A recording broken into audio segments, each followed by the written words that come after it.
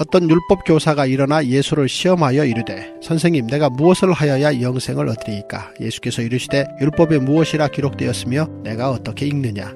대답하여 이르되 내 마음을 다하며 목숨을 다하며 힘을 다하며 뜻을 다하여 주 너의 하나님을 사랑하고 또한 내 이웃을 내 자신같이 사랑하라 하였나이다. 예수께서 이르시되 내 대답이 옳도다. 이를 행하라. 그러면 살리라 하시니 그 사람이 자기를 옳게 보이려고 예수께 여짜오되 그러면 내 이웃이 누구니이까? 예수께서 대답하여 이르시되 어떤 사람이 예루살렘에서 여리고로 내려가다가 강도를 만나매 강도들이 그 옷을 벗기고 때려 거의 죽은 것을 버리고 갔더라. 마침 한 제사장이 그 길로 내려가다가 그를 보고 피하여 지나가고 또 이와 같이 한 레위인도 그곳에 이르러 그를 보고 피하여 지나가되 어떤 사마리아 사람은 여행하는 중 거기 이르러 그를 보고 불쌍히 여겨 가까이 가서 기름과 포도주를 그 상체에 붓고 싸매고 자기 짐승에 태워 주막으로 데리고 가서 돌보아 주니라. 그 이튿날 그가 주막 주인에게 데나리온 2를 내어 주며 이르되 이 사람을 돌보아 주라. 비용이 더 들면 내가 돌아올 때에 갚으리라 하였으니 내 생각에는 이 세 사람 중에 누가 강도 만난 자의 이웃이 되겠느냐? 이르되 자비를 베푼 자니이다. 예수께서 이르시되 가서 너도 이와 같이 하라 하시니라. 그들이 길 갈 때에 예수께서 한 마을에 들어가시매 마르다라 이름하는 한 여자가 자기 집으로 영접하더라. 그에게 마리아라 하는 동생이 있어 주의 발치에 앉아 그의 말씀을 듣더니 마르다는 준비하는 일이 많아 마음이 분주한지라. 예수께 나아가 이르되 주여 내 동생이 나 혼자 일하게 두는 것을 생각하지 아니하시나이까? 그를 명하사 나를 도와주라 하소서. 주께서 대답하여 이르시되 마르다야 마르다야 내가 많은 일로 염려하고 근심하나 몇 가지만 하든지 혹은 한 가지만이라도 족하니라. 마리아는 이 좋은 편을 택하였으니 빼앗기지 아니하리라 하시니라. 기도하겠습니다. 하나님, 오늘도 한 율법 교사가 묻습니다. 선생님, 내가 무엇을 하여야 영생을 얻으리이까?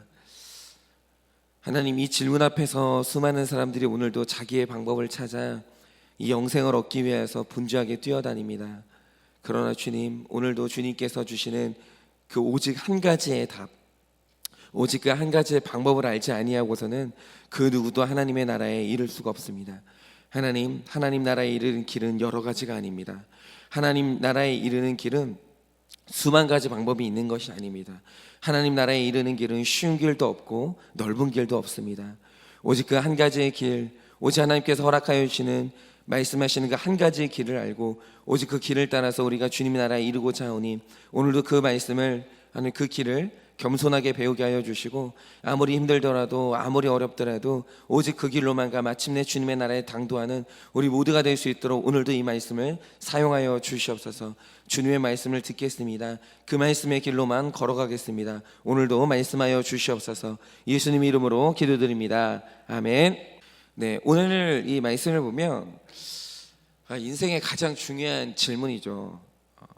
영생의 비결을 묻는 한 율법 교사가 나옵니다. 29절에 이 사람이 옳다고 인정받는 것을 좋아하는 것을 보니까 늘 그 시대에 옳다라고 인정받았던 사람들은 늘 바리새인이었거든요. 그래서 오늘 이 예수님을 찾아온 사람도 아마도 이제 바리새인일 걸로 추정이 됩니다. 그런데 참고로 오늘 이 사람은 어느 날 깊은 밤 예수님께 찾아와 영생의 비결을 물었던 니고데모가 아닙니다. 착각하시면 안 돼요. 이 사람은 다른 바리새인이에요. 자, 그런데 오늘 이 질문을 보자 이거죠. 이 사람이 이런 질문을 던집니다. 선생님, 내가 뭘 해야 영생을 얻습니까? 라는 질문을 던지는데 이미 이 질문이 틀렸어요. 그러니까 우리가 이런 겁니다. 뭐냐면 벌써 질문 자체가 틀리니까 그 다음에 나오는 그 다음 질문 그 다음에 마지막에는 답까지 다 틀릴 수밖에 없는 거예요. 첫 질문이 중요한데 이미 우리는 첫 질문부터 틀린 질문으로 시작을 하니까 우리의 인생의 스텝이 꼬이기 시작하는 거죠. 이미 이 질문 자체가 잘못된 프레임이 있는 거예요. 그게 뭐냐면 구원은 내가 율법을 지켜서 얻는 게 구원이라는 프레임이 이미 깔리는 거예요. 내가 뭘 해야 구원을 얻을 수 있습니까? 내가 뭘 해야 영생을 얻을 수 있습니까? 오늘 이 질문 자체가 굉장히 잘못된 질문이죠. 그러자 예수님께서 이 질문 자체를 깨기 위해서 이제 선문답을 시작하는 거예요. 서로 이제 질문이 오고 가는 거죠. 그러니까 예수님께서 도리어 물으십니다. 그러면 너는 율법이 뭐라고 생각하느냐? 너는 율법이 뭐라고 생각하니? 라고 물으니까 이 사람은 자신 있게 자기가 맞다고 확신하고 있고 이미 지켰다고 확신하는 율법의 정의를 말합니다. 그런데 그게 뭡니까? 하나님 사랑하고 이웃 사랑하는 것이 율법입니다. 그런데 이 두 번째 대답도 잘못됐어요. 왜냐하면 이 두 번째 대답에도 또 프레임이 있는데, 그게 뭡니까? 하나님을 사랑한다는 것은 아주 추상적인 개념이기 때문에 내가 얼마만큼 하나님을 사랑하는지 수치화시켜서 객관적으로 보여줄 방법은 없어요. 그런데 성경을 보면 유일하게 하나님 사랑을 보여줄 수 있는 구체적인 증거가 있는데, 그게 뭐냐면 사람 사랑이에요. 사람을 사랑하지 않으면서 보이지 않는 하나님을 사랑할 수는 없다는 거죠. 그러니까 내가 얼마나 보이지 않는 하나님을 사랑하는지 보이려면 보이는 사람을 사랑하면 돼요. 그게 얼마나 하나님을 사랑하는지 알 수 있는 유일한 방법이죠. 그런데 이 사람이 사랑을 말하면서, 사람에 대한 사랑을 말하면서 또 그 사람에 대한 선을 또 그어요. 그게 뭐냐면 이웃을 사랑한다는 거예요. 즉 같은 유대인이면 내가 사랑해왔고, 율법을 아는 우리 민족들은 서로 사랑하고 있다라는 거예요. 그러면서 자연스럽게 유도하는 게 뭐냐면, 당신, 내 앞에서 내가 이 질문을 던지는 당신이 요즘 사랑의 경계를 넘어서 죄인도 사랑하고 세리도 사랑하고 심지어 이방인하고도 어울린다는데, 당신 율법 어긴 거 아니냐? 당신 율법 어긴 거 아니냐? 그건 사랑이 아니라 음란이 아니냐? 오늘 이 말을 하고 싶은 거예요. 그런데 오늘 말씀에서 예수님은 이 사람의 자기 확신, 율법은, 구원, 영생은 율법을 지켜서 얻는 것이고, 나는 지금까지 율법을 잘 지켜왔다는 자기 확신을 해체시켜버리는 무지막지한 진리의 폭탄 하나를 던지셔요. 그게 뭐냐면 이거죠. 내가 내 이웃, 즉 율법을 아는 유대인들을 사랑해왔고, 율법의 지식을 아는 유대인들은 서로 진짜 사랑을 할 수 있다고 하는데, 율법주의자가 사랑을 하는 게 가능하냐라는 거예요. 정말 율법주의자가 진짜 사랑을 하는 게 가능할까요? 이게 얼마나 허무한 생각이고 잘못된 생각을 깨닫게 하기 위해서 오늘 이야기 하나를 해주시는 거예요. 한번 들어보세요. 자, 30절 이하의 말씀을 보면 어떤 사람이 예루살렘에서 여리고로 내려가다가 강도를 만났어요. 그래서 이 강도들이 그 사람의 옷을 싹 벗기고 때려서 얼핏 보면 죽은 것 같은 상태로 만들어 놓고 도망을 갔습니다. 그런데 그 길 있죠. 예루살렘에서 여리고로 가는 그 길에 율법을 가장 잘 알고 있는 제사장이 지나갑니다. 그런데 생각을 해보세요. 지금 제사장이 예루살렘에서 여리고로 내려간다면 이 행로, 예루살렘에서 여리고로 가는 이 행로가 의미하는 게 뭐겠습니까? 이 사람은 지금 자기 순서에 따라서 성전에서 율법을 따라 지송서를 섬기는 일을 감당하고 여리고에 있는 자기 집으로 가는 길이었어요. 사명 감당하고 자기 집으로 가는 그 길이었다는 거죠. 그런데 제사를 섬기고 가는 길이라면 지금 그의 손에는 제사장의 몫으로 주어진 고기와 그 싹이 있었던 거예요. 가득 지금 자기 안에 재물을 안고 가고 있는 거죠. 그런데 그가 가는 길에 완전히 벗겨진 채로 누워있는 시체 같은 한 사람을 본 거예요. 그런데 32절을 보면 제사장이 그 시체를 보고 한 일이 뭡니까? 피하여 지나갔다고 말해요. 그런데 여기서 지나갈 때 피했다는 말의 의미가 뭐냐면 쓰러진 사람 옆을 밟고 지나간 게 아니라 최대한 멀리 애둘러서 갔다라는 거예요. 최대한 멀리. 그런데 신기한 것은 그 다음에 레위인이 나타나요. 그런데 레위인도 지금 제사장하고 똑같은 조건이에요. 역시 제사를 섬기고 여리고에 있는 자기 집으로 가는 길이고 손에는 제사를 섬긴 대가로 얻은 고기와 싹이 있는 거예요. 그런데 이 사람이 시체 같은 사람을 보고 한 행동이 뭡니까? 이상하게 이 사람도 똑같이 쓰러져 있는 사람으로부터 최대한 먼 곳으로 돌아서 자기 길을 가는 거예요. 행동이 똑같은 거예요. 그러면 이들이 왜 이렇게 했을까요? 여러분, 아까 바리새인은 율법을 아는 자가 사랑할 수 있고 율법을 아는 자는 사랑받는다고 했어요. 이웃끼리는 서로 그런다는 거잖아요. 여기서 이웃은 뭐냐면 율법을 아는 사람들을 이웃이라고 말하는 거예요. 그런데 이들이 공경에 처한 사람을 보고 그 옆을 지나간 것도 아니고 삥 둘러가지고 애둘러서 지나간 이유가 뭐냐라고 하면 율법을 너무 잘 알아서예요. 율법을 너무 잘 알아서 최대한 피해서 도망간 거예요. 왜입니까? 30절을 보면 이 쓰러진 사람의 상태를 거의 죽은 것 같았다라고 얘기하는데, 이 말이 언뜻 보면 이 말 뜻이 뭐냐면, 언뜻 봤으면 살았는지 죽었는지 모르는 상태라서 생사를 확인하려면 필연적으로 가까이 가서 손을 대봐야 돼요. 맥박을 잰다든지 숨을 대본다든지, 어쨌든 간에 그 사람에게 가까이 가서 손을 대보지 않으면 살아있는지 죽었는지 알 수 없는 상태예요. 그런데 만약 손을 대서 생사를 확인했어요. 확인했는데 시체였어요. 그러면 어떤 일이 생깁니까? 민수기 19장의 율법대로 시체를 만진 레위인과 제사장은 그 즉시 7일 동안 부정하게 되면서 그 집으로 못 돌아가요. 지금 열심히 제사를 섬기다가 이제 쉬러 집으로 돌아가고 있는데 집으로는 못 돌아가는 거예요. 그리고 더 큰 문제는 뭐냐면, 내가 부정해지면 내가 소지했던 모든 싹씩 같이 부정해지면서 그걸 전부 다 포기해야 돼요. 금전적인 막대한 손해가 발생을 하는 거죠. 여러분, 레위인과 제사장은 이걸 너무 잘 알아요.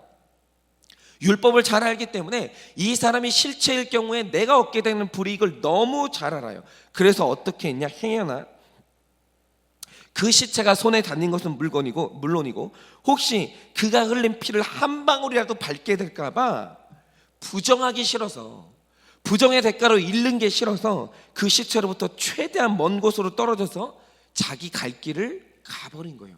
왜 이렇게 됐냐? 율법을 너무 잘 알아서 사랑도 못하고 사랑도 못 받은 거예요. 그런데 제가 하나 여쭤볼게요. 이게 단순히 예화일까요? 예수님이 꾸며낸 이야기일까요? 아니면 언젠가 실제로 있었던 사건일까요? 여러분, 이 이야기의 구체성으로 보아서 여러분, 이거는 실제로 있었던 사건인 게 분명. 그리고 예수님과의 설전에서 실제로 있었던 일이 뭡니까? 어떤 사람이 안식일날 이 손 마른 사람이 누워 있었는데 예수님께서 그를 구하려고 하니까 유대인들이 하는 말이 뭡니까? 안식일날은 절대로 사람을 구할 수 없다라는 거예요. 안식일날은 절대로 사람을 고칠 수 없다라는 거예요. 이 말 뜻이 뭐죠? 율법 때문에 못 고치고 고침받지 못하는 사람이 있다는 거예요. 율법 때문에 사랑하지 못하고 사랑받지 못하는 일이 있다는 거예요. 그리고 또 하나, 쓰러진 사람이 완전히 나체였기 때문에 이 제사장과 레위인이 이웃, 즉 같은 동족 유대인을 사랑하는 사람들이었다면 유대인들의 몸에는 할례라는 독특한 몸의 표가 있기 때문에 확인하러 왔을 거예요. 그런데 오늘 말씀을 보면 이들이 누워있는 사람이 유대인인지 아닌지 확인할 생각조차도 안 했다는 거예요. 그러면 이 말 뜻이 뭐냐? 만약 오늘 여기 시체처럼 누운 사람이 질문을 던진 바리새인 자기였다면, 내가 만약에 오늘 시체처럼 누워있다면 생기는 일이 뭔지 아십니까? 그 율법 때문에 자기도 자기 동족에게 버림을 받게 된다라는 거예요. 나 또한 그렇게 된다라는 거예요. 그런데 이 시대를 사는 유대인이면 이 이야기를 듣고 이게 충분히 일어날 수 있는 일이라는 걸 인정하지 않을 수가 없는 거예요. 그런데 오늘 또 하나의 반전이 일어나죠. 그게 뭐냐면, 오늘 이야기에 사마리아 사람 하나가 그것을 지나갑니다. 그런데 그 사람이 어떻게 하죠? 시체 같은 사람을 보자마자 불쌍히 여기면서 34절을 보면 피해간 제사장들과는 달리 지체 없이 가까이 가서는 그를 치료하기 위해 만졌어요. 그러다 보면 분명히 자기도 피투성이가 됐겠죠. 그리고 나서는 주막으로 데려가서 돌봐주고 비용까지 다 지불한 거예요. 그런데 이 사마리아인은 어떻게 시체일지도 모르는 사람을 만질 용기가 났을까요? 간단합니다. 율법을 몰라서요. 율법을 모르니까 사랑받았고, 율법을 모르니까 사람을 살렸고, 율법을 모르니까 사람을 사랑한 거예요.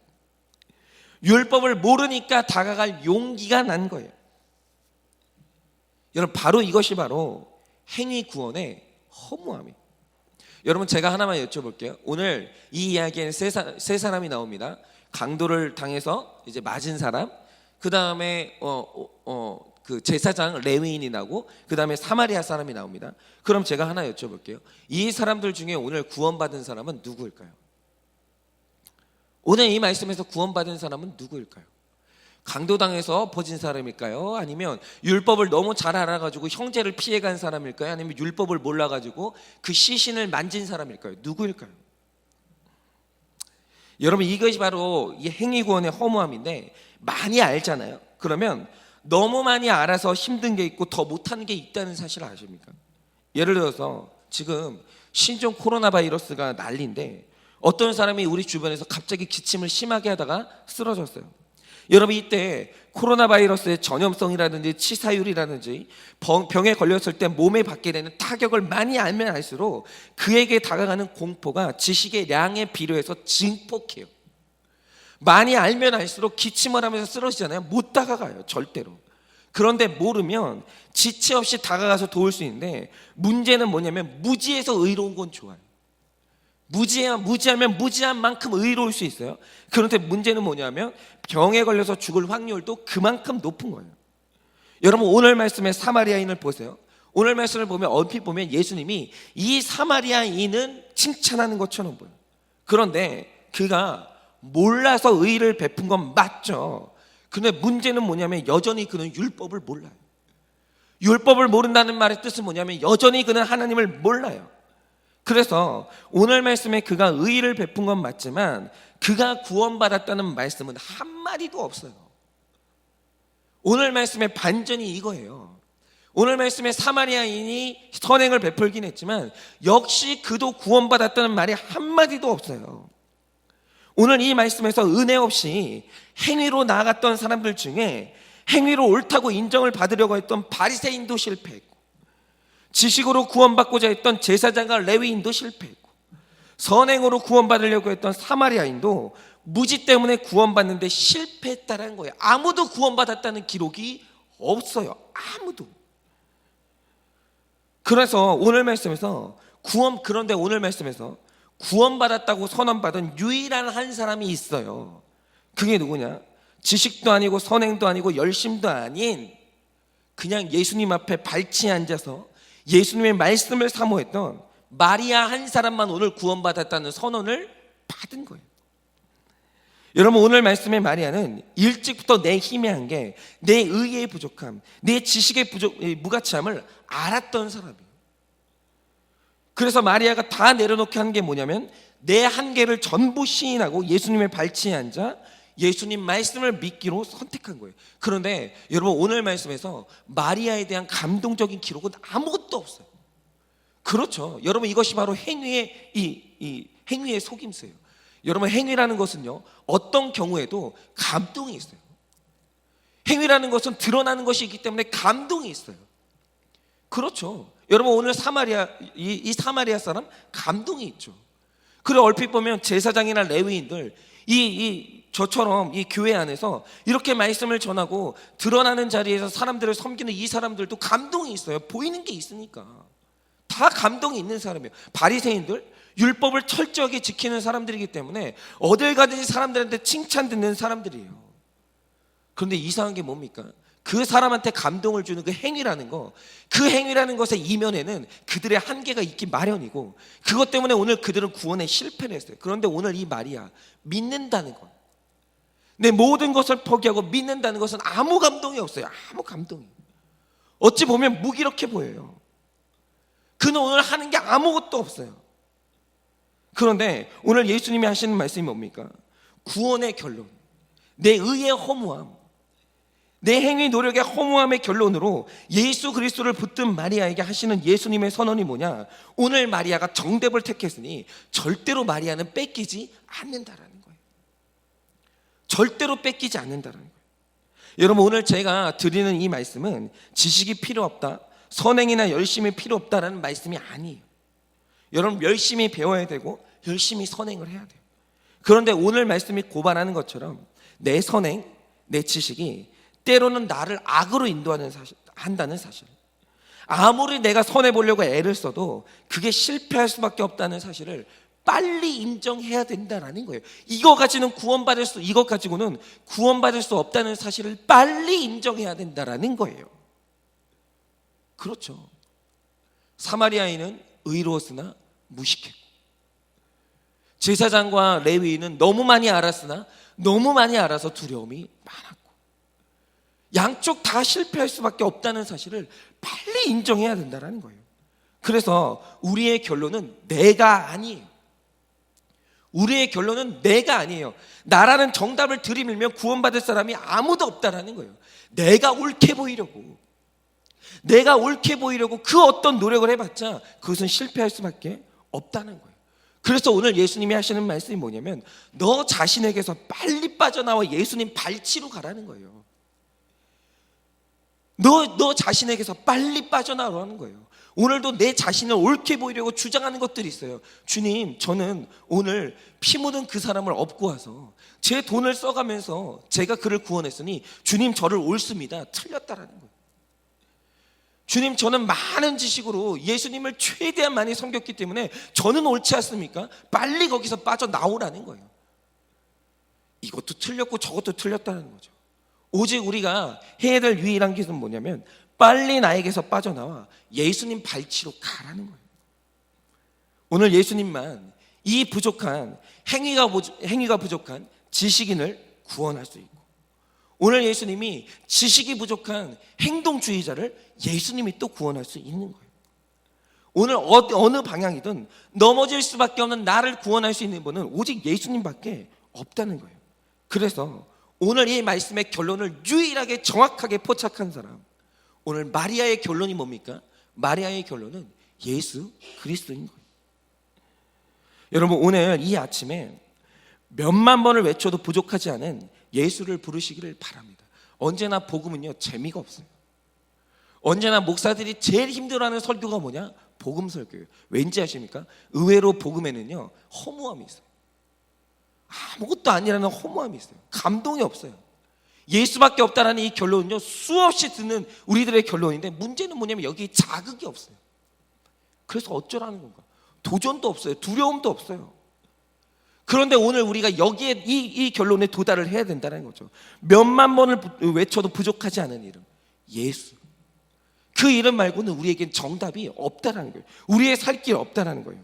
여러분, 마르다처럼 내 분주함으로 인정받아 보려는 모든 노력들을 이제는 내려놔야 돼요.